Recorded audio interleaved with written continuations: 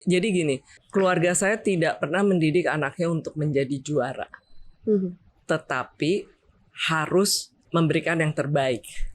Tapi setelah saya kembali ke fast pace, motivasi saya juga udah berubah.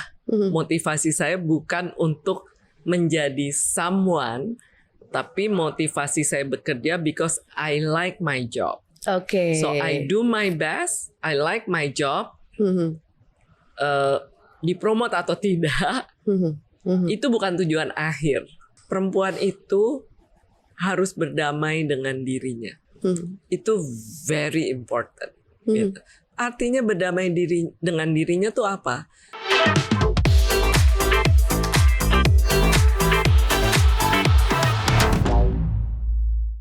Hai ladies, apa kabar? Selamat datang di podcast Top Woman Talk, sebuah podcast persembahan dari Cuap-Cuap Cuan dan juga CNBC Indonesia untuk perempuan-perempuan hebat di Indonesia.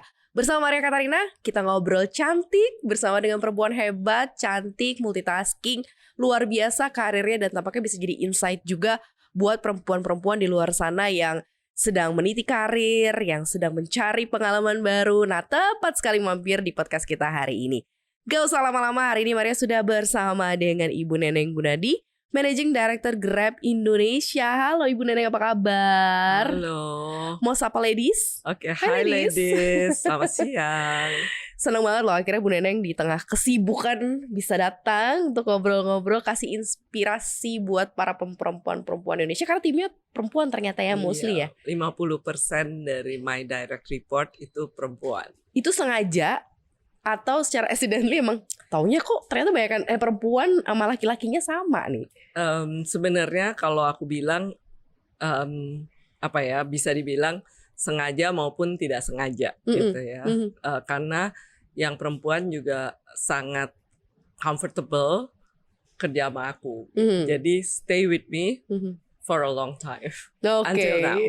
Dari saya mulai masuk di Grab sampai sekarang. Berarti udah berapa tahun tuh sampai dengan sekarang? 6 tahun. 6 tahun dan masih ada yang loyal sampai sekarang. Ya, karena dan mereka ada yang growing up dari bawah dan kemudian menjadi leader di Grab. Ih, keren banget. Makanya Ibu disukai, Ibu dicintai. Amin. Gitu ya.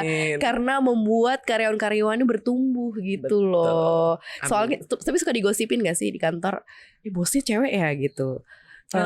Lagi mood apa ya? Biasanya kalau perempuan kan gitu kan. Kayaknya dikontrol pakai mood. Enggak sih, atau aku nggak denger. Soalnya semua ngumpet. Tapi rasanya enggak, karena aku deket banget sama tim-tim aku. Nggak cuman my direct report, tapi N-2 aku juga. Kebanyakan aku tahu semua. Sampai N-3 juga aku banyak yang masih tahu. Soalnya kalau perempuan katanya kalau mimpin nggak pakai logik aja, pakai hati juga soalnya ya. Betul. Ada naluri-naluri lain yang bisa jadi mengayomi, jadi keibuannya juga ada gitu ya Bu Neneng. Jadi ibunya anak-anak. Jadi ibunya anak-anak itu yang paling disenengin sebenarnya nih dari leader perempuan. Tapi kita pengen tahu juga sih Bu Neneng dulu tuh masa kecilnya gimana sih? Terus dididik orang tua kayak gimana sih gitu sehingga jadi seorang Neneng Gunadi yang sekarang. Saya growing up 3 bersaudara. Ibu saya housewife, bapak saya dokter. Nah, dokter tentara. Dari kecil gimana ya, kita deket banget.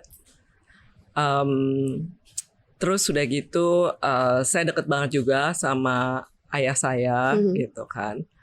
Jadi rasanya biasa-biasa aja sih. Maksudnya ya kita setiap kali pasti ada liburan bareng gitu kan. Pasti kalau libur anak-anak pasti kita pergi bareng gitu ya. Terus kalau hari Minggu kita pergi bareng. Dan kita selalu punya acara keluarga sampai besar, sampai kita kuliah. Saya dan kakak saya setiap Sabtu malam pasti kita makan di luar bareng sekeluarga. Itu sesuatu yang kayaknya udah harus bareng-bareng gitu. Berarti ya kayak like it ordinary family kayak keluarga-keluarga biasa yang bertumbuh gitu ya, akrab gitu ya. Betul. Tapi apa yang paling diingat oleh Ibu Neneng dari didikan orang tua yang selalu membekas sampai dengan saat ini? Yang sangat membekas sampai saat ini adalah bagaimana kita harus memperlakukan semua orang sama. Dan kita harus baik terhadap siapapun, nggak pernah boleh sombong, dan selalu treat everyone the same. Itu nempel banget gitu ya. Dan maksudnya sombong adalah sesuatu yang benar-benar nggak boleh gitu kan. Nggak boleh Nggak gitu. boleh banget gitu kan. Maksudnya kalau kita sedikit lebih beruntung dari orang lain, kita ibu saya selalu bilang nggak pernah boleh lihat ke atas, lihat itu ke bawah. Berarti orang tua cukup keras nggak Bu Neneng, khususnya di pendidikan itu? Sebenarnya keras atau tidak ya. Jadi gini, keluarga saya tidak pernah mendidik anaknya untuk menjadi juara, tetapi harus memberikan yang terbaik. Itu sih. Karena juara kelas itu, jadi mereka tidak pernah membebankan saya untuk pokoknya kamu harus jadi juara. Harus Itu ranking 1 atau ranking 3 besar gitu. nggak pernah. Kenapa? Karena ini juga yang selalu saya ingat-ingat dari bapak saya. Bapak saya itu very smart. Dia itu juara seluruh Jawa Tengah. Beliau SMA-nya di Semarang, beliau itu juara seluruh Jawa Tengah. Sampai di kedokteran. Nah, beliau selalu bilang, dia selalu nomor 1, hebat deh pokoknya. Jadi dari situ dia selalu bilang ke anak-anaknya, pokoknya if you do your best, at the end, the result is good anyway. Jadi the objective is not to be number 1, but to give the best. So it's a bit different. Result itu adalah hasilnya. Wah, ini bisa jadi bekal juga nih untuk perempuan-perempuan, ibu-ibu muda nih ya, untuk diterapkan juga ke anak-anaknya.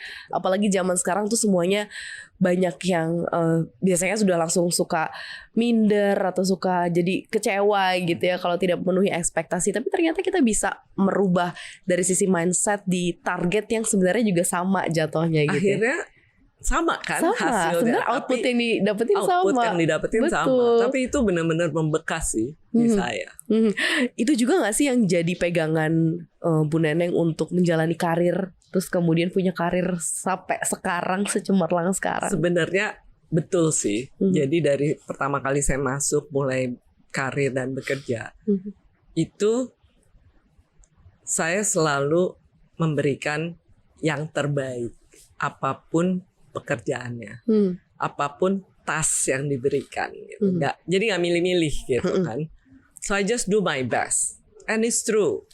Akhirnya resultnya kan orang mengapresiasi sekecil apapun pekerjaan kita, tapi kalau kita kerjanya dengan hati, dengan passion, dan dengan sungguh-sungguh dan give the best, itu somehow hasilnya juga jadi bagus dan orang ngeliat gitu. Iya. Tapi beda kan, motivasinya beda. Betul. Kalau story-nya Bu Neneng sendiri dalam menjalankan karir seperti apa sih? Ketika when you start the career gitu, when the career begins, terus kemudian akhirnya ada tawaran-tawaran lagi, dan sampai sekarang kemudian jadi seorang leader perempuan gitu ya di sebuah perusahaan yang besar, itu seperti apa sih? Jadi selama karir saya yang sudah cukup lama gitu kan, buat saya it's a journey. Jadi di setiap fase dari journey tersebut tentunya berbeda-beda. Waktu saya mulai meniti karir di consulting firm, masih baru lulus kuliah dan sebagainya, tentunya saya punya ambisi dong. Ya kan? Ambisinya nggak terlalu tinggi sih. Ambisi saya pokoknya saya bisa ke next level. Kan ada minimum tuh. Misalnya dipromot minimum 2 tahun. Yeah. So I want to make sure saya bekerja my best to get that. Oke. Goalsnya itu tuh gitu ya. Goalsnya itu aja. Goalsnya itu. Nggak terlalu Oke. tinggi gitu kan. Udah gitu dari consultant ke manager seperti itu. Dan saya punya anak. Begitu saya punya anak, journey-nya beda lagi. Karena yang paling penting kan adalah anak dan keluarga. Jadi saya at that time step back karena consultant is very fast pace. Step back, saya ke slow pace. Oke. Jadi waktu itu pada saat itu saya jadi project management. Itu kalau di consulting pada saat itu bisa mengatur waktunya sendiri. Ya udah saya slow pace menurut saya gitu ya. Karena saya masih bisa mengatur waktunya, saya bisa kalau saya perlu ngurus anak, saya ngurus anak, saya pulang cepat dan sebagainya dan seterusnya gitu. Terus setelah beberapa tahun anak saya udah kebetulan oke dan sebagainya, baru saya balik lagi consulting. Tapi setelah saya kembali ke fast pace, motivasi saya juga udah berubah. Motivasi saya bukan untuk menjadi someone, tapi motivasi saya bekerja because I like my job. Oke. So I do my best, I like my job. Dipromot atau tidak, itu bukan tujuan akhir. Tapi setelah saya jalani ternyata because saya melakukannya dengan passion, dengan segenap hati gitu ya. Justru hasilnya justru bagus gitu. Iya.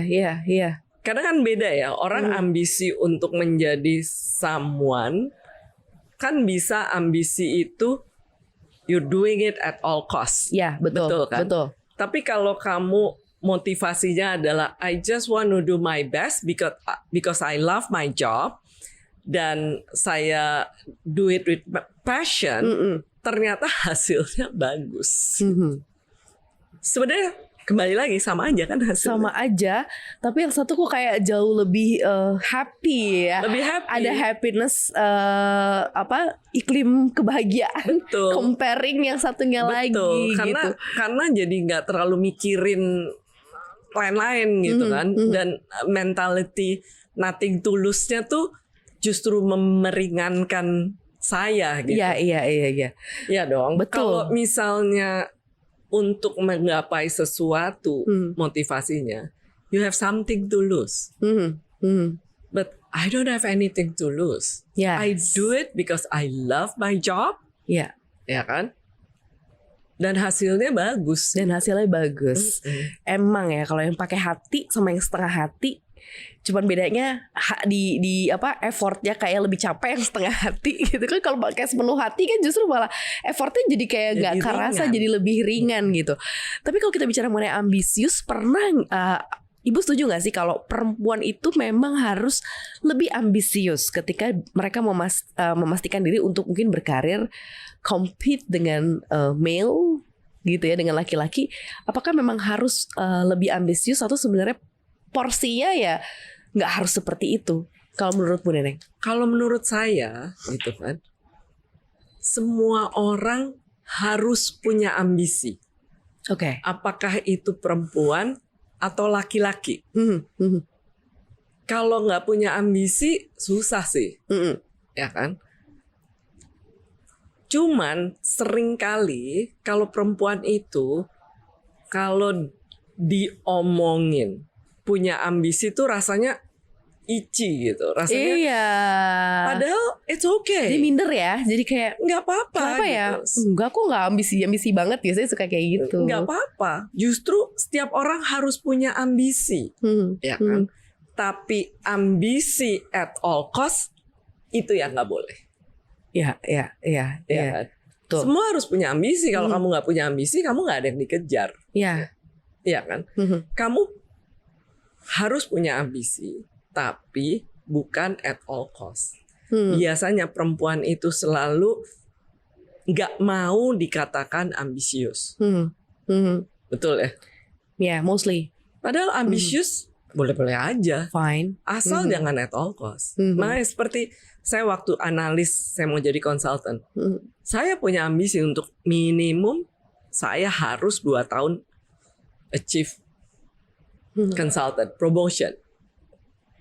Ya kan? I do my best, I do extra effort. Karena nothing is free in this world. Iya. Semua yang dicapai sampai dengan saat ini, khususnya di karir nih, Bu Neneng, apakah ini kayak sesuai set up your goals, ataukah memang sesuai dengan apa yang sudah di goalskan gitu, ataukah memang semua ya karena ini semua dicapai karena memang ya itu tadi gitu, selalu setiap langkahnya tuh menjadi yang terbaik gitu, atau mengerjakan sesuatu dengan sebaik-baiknya gitu ya, karena Bu Neneng cinta sama pekerjaannya. Nah itu yang saya bilang, kan it's my career journey. Waktu awal-awal kan saya selalu punya goal. Sampai saya punya anak. Ya kan? Setelah saya punya anak, jadi saya bekerja because I love it. And you here right now karena you love it. Karena I love it. I love my job. Okay. Dimanapun saya bekerja, saya pasti suka dan cinta dengan pekerjaan saya. Okay. Gitu loh. Jadi itu yang I always do my best because I love it. Kalau saya nggak suka, ngapain ya gitu? Ngapain gitu? Iya. Jadi lebih gini loh, orang suka buat saya. Kalau emang kamu nggak suka, ya udah, gitu kan? Karena apapun itu, kamu harus mengerjakan dengan happy, ya kan? Setuju. Dan semua itu bisa membuat kamu menjadi suka sih. Karena suka itu kan ada di sini dan di sini ya. Benar. Iya. Setuju. Pernah nggak dalam prosesnya merasa capek, menyerah, kayak jeda dulu gitu? Pernah nggak sih? Bohong kalau saya bilang nggak pernah. Pasti pernah lah gitu kan. Pasti pernah, apalagi kalau udah sumpah banget gitu, udah semua problem at the same time, bla bla bla, mau lari gitu kan. Itu manusiawi gitu kan. Tapi yang akhirnya membuat saya bertahan biasanya adalah tim saya. Okay. That's why dimanapun saya bekerja, apakah itu di Grab ataukah di my previous life di Accenture, itu I stay because I love the job and I love the team. Timnya dengerin. Kamu dicintai bos kamu, dicintai leader kamu. Ketika kemudian semuanya ini kan karena kita udah bungkus ini kayak sebuah kado cinta ya, karena ibu udah nggak ada lagi yang mesti dipikirin karena semuanya dilakuin dengan cinta gitu ya, karena ini passion dan semua sekarang udah sampai di sini. Sekarang punya timnya yang juga yang sangat-sangat supportive gitu ya, untuk helpful the job pastinya. Ada nggak sih Bu prinsip atau sesuatu hal yang memang dipegang kuat oleh seorang Ibu Neneng untuk menjadi seperti saat ini? Nomor 1, integrity. Okay. It's honor. Itu nggak boleh dikompromis gitu kan. Yang kedua adalah I always do my best, whatever it is. Itu sesuatu juga yang menurut saya nggak akan pernah saya kompromikan. Jadi I do my best with all my commitment. Okay. Karena kalau setengah-setengah, ya setengah-setengah juga gitu. Jadi setiap orang tuh harus punya itu gitu kan. Harus menurut saya harus do your best and have a commitment. Terus yang berikutnya adalah gimana ya? You always need to sharpening your knowledge. Okay. Noted. Dimanapun, di posisi manapun, itu nggak bisa enggak gitu. Okay. Is a must. Itu harus. Itu harus. Keharusan. And the other most important thing, banyak ya, jangan banyak ya. Satu lagi adalah buat saya networking is very important. Oh iya, Ya kan? kuncian ya, networking. Kuncian. Susah banget, harus banget Iya. networking itu. And when you, seperti saya bilang kan, nothing is free in this world ya. Networking itu biasanya you sacrifice your me time. Betul. But you just have to do it. Yeah. As I said, nothing is free in this world. Tapi if you do it with happiness, jadi itu sesuatu yang sebenarnya dengan networking itu kamu belajar banyak. Jadi kalau saya selalu ngelihatnya, I always learn something every day. Dengan ketemu, dengan ngobrol kayak ngobrol Mbak Maria gitu, itu pasti you learn something every day. Pasti. Aku aja nih belum sampai 30 menit aku ngobrol sama Bu Neneng. Aku belajar banyak banget nih. Apalagi perempuan-perempuan yang dengerin kita sekarang yang masih di early 20, mungkin nih Bu Neneng yang lagi mau set up karirnya, terus kemudian lagi mungkin di tengah kegalauan gitu ya. Biasanya soal perempuan, apalagi Bu Neneng juga pernah mengalami hal yang sama ya. Punya anak and then step back. Bukan stop karir ya, tapi step back, mungkin agak lebih slow down aja gitu ya. Nah mungkin nih Bu Neneng, ada insight gak sih buat teman-teman perempuan yang lagi di posisi seperti itu, lagi start up karir, lagi ada di momen berhenti kerja gak ya, aduh anak-anak siapa yang ngurus atau seperti apa, ada gak insightnya Bu? Jadi gini, setiap perempuan pasti punya guilty feeling pas baru punya bayi. Perempuan guilty feelingnya banyak. Dikit-dikit guilty, dikit-dikit sorry kan. Sorry mulu kalau perempuan kan Bu Neneng. Jadi guilty feelingnya gini, aduh kan saya harusnya di rumah ya gitu, tapi saya di kantor. Tuh. Giliran udah sampai rumah, aduh kerjaan saya belum selesai. Jadi saya selalu bilang, That's girl. saya selalu bilang, perempuan itu harus berdamai dengan dirinya. Itu very important. Gitu. Artinya berdamai dengan dirinya tuh apa? Satu, dengan asumsi suami dan anak yang direct family gitu. Kalau untuk yang bersuami, itu support kamu bekerja. Itu minimum requirement. Ya kan? Setelah itu didapat, kamu harus berdamai dengan dirinya. Ada lagi nih, it's okay untuk kamu bekerja dan menjadi career woman. Itu dulu gitu. Nggak salah kok, nggak jelek kok gitu. As long as kamu juga care terhadap anak kamu. Jadi waktu anak kamu growing up, kalau dia sakit kamu yang nemenin. Yeah. Bilang ke kantor saya take leave dan sebagainya gitu kan.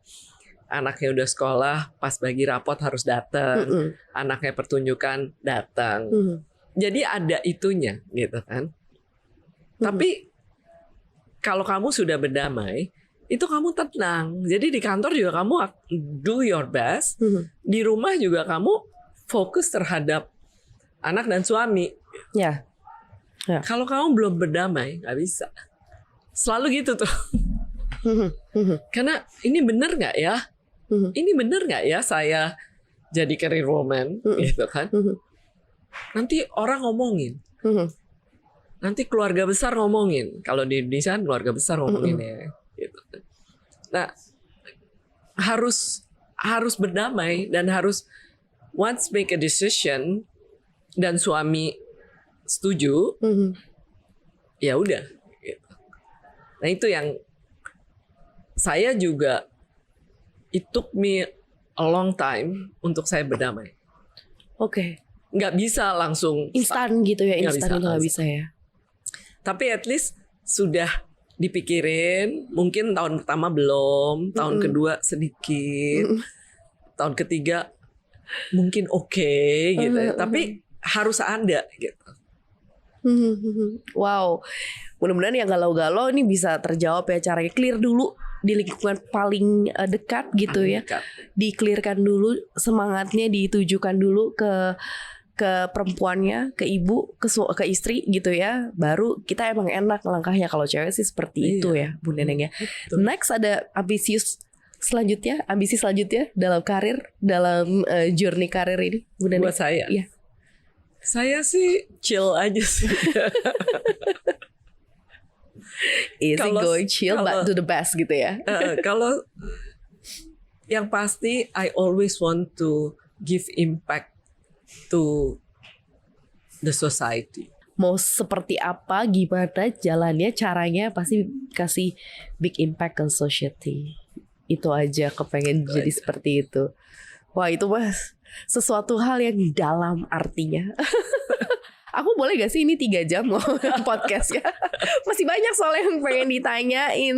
Tapi banyak hal yang memang kadang perempuan itu titik galaunya adalah ketika dia mau memulai karir, mau build up karir, kemudian di tengah karir berjalan, bersuami, punya anak, nah itu yang biasanya punya titik galau. Banyak banget yang kemudian memang memilih dan mengkontribusikan full hidupnya untuk suami, anak-anak, tapi ada yang tetap bisa berkarir gitu. Sebenarnya ya nggak ada salahnya juga ya Bu Neneng. Apapun pilihannya ya. Apapun pilihan. By the way, jadi ibu rumah tangga itu menurut saya jauh lebih berat. Yes. Jauh lebih berat. Agree. Dan saya selalu respect mereka. Wow. Berat banget sih. Yeah. So bukan berarti ibu rumah tangga is a career by itself juga. Iya. Jadi jangan bilang kalau ibu rumah tangga itu tidak berkarir. Mereka berkarir. Wow. Iya, sama. Iya. Dan kalau nanya saya, lebih susah jadi ibu rumah tangga. Kadang kita juga ditanyain gak bakal sanggup juga jadi ibu rumah tangga. So dipikir-pikir ya. Iya. Karena memang powernya berbeda. Jadi makanya selalu hormati setiap keputusan yang sudah dibuat oleh perempuan-perempuan. Betul. Dan hari ini kita dapat insight lagi yang spesial dari Ibu Neneng pastinya di karirnya yang saat ini dan perjalanan karirnya seperti apa. Orang tua kemudian selalu memberikan pelajaran atau pendidikan begitu ya tentang bagaimana selalu menjadi yang terbaik, bukan yang ranking 1, bukan juara 1 gitu ya, tapi selalu mengerjakan sesuatu dengan baik dan sebaik-baiknya. Dan itu ternyata berdampak sampai sekarang, membentuk pribadinya Bu Neneng yang luar biasa, very warmful, kemudian juga karirnya yang juga luar biasa. Terima kasih atas waktunya Ibu Neneng Gunadi, Managing Director Grab Indonesia. Sukses terus di step karir apapun yang nanti akan dijalani oleh Bu Neneng. Tetap semangat, keep inspiring juga untuk perempuan-perempuan di Indonesia dan for your team pastinya karena ada 50% perempuan di timnya Bu Neneng. Thank you so much. Terima kasih banyak. Dan terima kasih juga sudah mendengarkan kita hari ini di Cuap Cuan pastinya ya. Jangan lupa kita ada di YouTube Cuap Cuan. Follow Instagram kita di @cuap_cuan. Di Spotify kita juga ada di Cuap Cuan ya. Saksikan terus Top Woman Talk dengan tema dan juga inspiring a person, women's lainnya yang akan memberikan banyak sekali insight buat perempuan dan siapapun yang menyaksikan kita. Once again, thank you so much. Maria dan juga Ibu Neneng pamit. Say bye.